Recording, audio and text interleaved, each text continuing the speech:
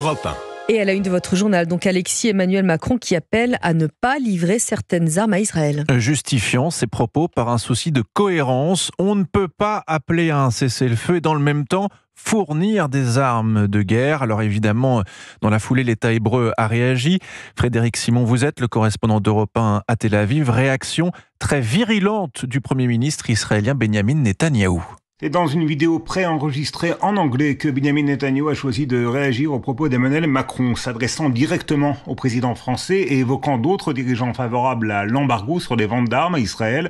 Le Premier ministre israélien a déclaré qu'en combattant l'Iran et les groupes terroristes qui lui sont affiliés, son pays luttait contre les ennemis de la civilisation. Par conséquent, les pays civilisés devraient se tenir fermement aux côtés d'Israël et l'appel de certains d'entre eux à l'embargo sur les armes est une honte, une disgrâce. Le président Macron et d'autres dirigeants occidentaux appellent désormais à un embargo sur les armes contre Israël. Honte à eux. L'Iran impose-t-il un embargo sur les armes au Hezbollah, aux Houthis, au Hamas et à d'autres groupes par procuration ? Bien sûr que non.